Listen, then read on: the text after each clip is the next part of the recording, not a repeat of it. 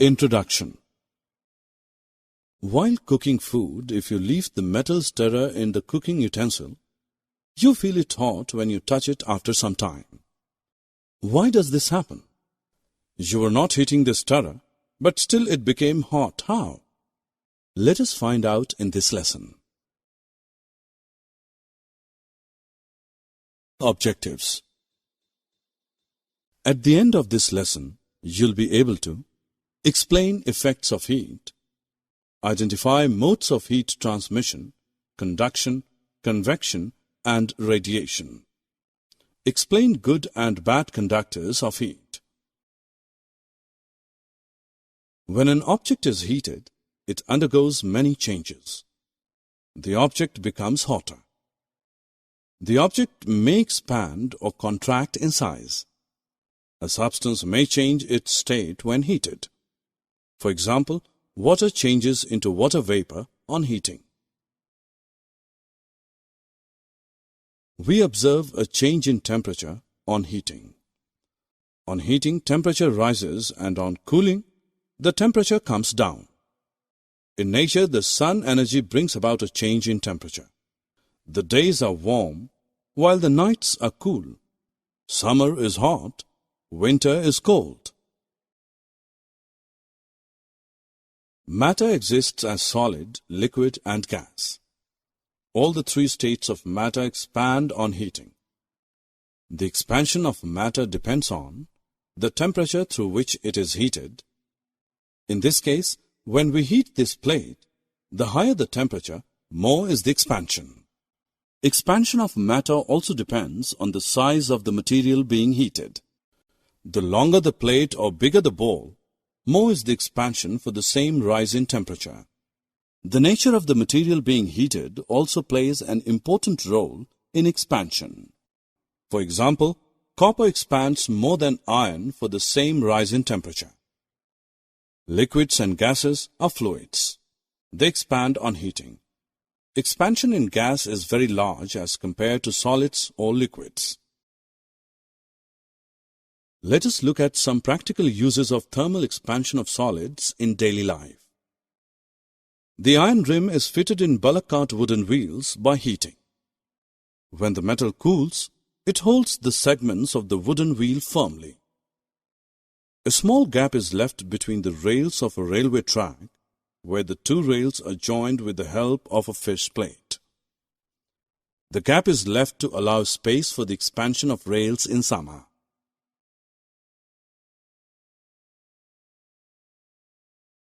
Let us now look how heat affects the change in state.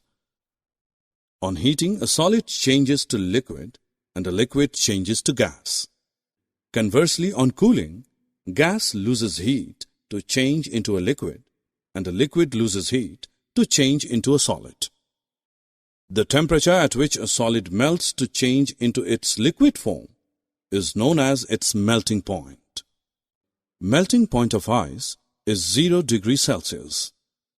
The temperature at which a liquid starts boiling and changing into its gas state is known as its boiling point. Boiling point of water is 100 degrees Celsius. Perhaps you have observed that when a stove is lighted in the kitchen, the air inside the room becomes little warmer. If this air is allowed to come out through an open window, it gradually cools down. The metal stirrer left in the cooking bowl becomes hot. These examples indicate that the bodies at higher temperature lose heat and consequently their temperature falls. When bodies gain heat, their temperature rises. There is a mutual exchange of heat between bodies at different temperatures. Flow of heat takes place in a particular direction, that is, from bodies at higher temperature to bodies at a lower temperature as water flows from a higher to a lower level. There are three modes of transfer of heat from one place to the other place. These are conduction, convection, and radiation. Let us perform an experiment. Take a metal rod, hold one end and heat the other end. In the beginning, the end of the rod in the hand is not hot. However, very soon we find that the end becomes hot and we are not able to hold the rod any longer. It means that some heat has been transferred. The process by means of which heat is transferred in a solid body from one part to the other is known as conduction. Conduction happens mainly in solid. Note that conduction is not possible in vacuum. Remember that there are two important conditions for heat to be conducted from one body to another. These are: the two objects should be in contact and their temperatures should be different.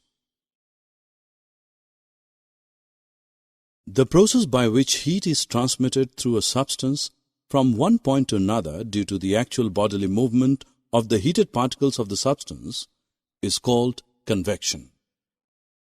Convection of heat takes place in fluids, that is, liquids and gases, and involves the movement of matter from hot regions to cooler regions.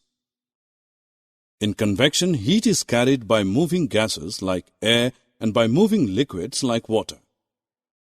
A movement of air which carries heat from a warmer place to a cooler place is called convection current. There is a third way by which heat can be transferred from a hot body to a cooler one.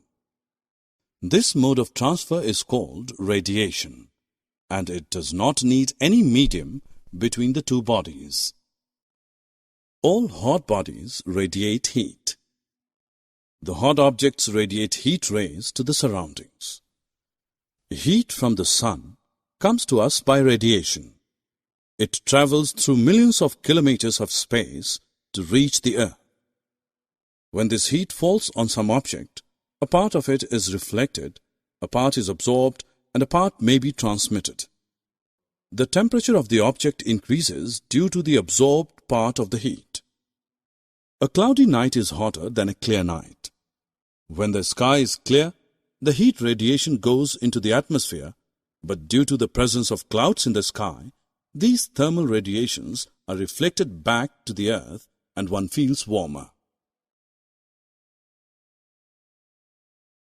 Breeze is caused due to difference in heating. Let us see the cause for land breeze and sea breeze. During the day, land gets heated more than the sea water. Hot air above the land rises up, and therefore the cold air from the seaside moves towards the beach. This is sea breeze. At night it is exactly the reverse. The water cools down more slowly than the land, so the cool air from the land moves towards the sea. This is called the land breeze. Summary.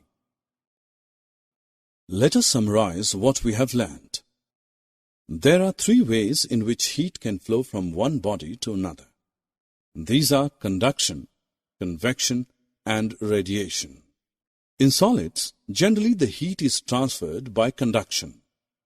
In liquids and gases, the heat is transferred by convection. No medium is required for transfer of heat by radiation.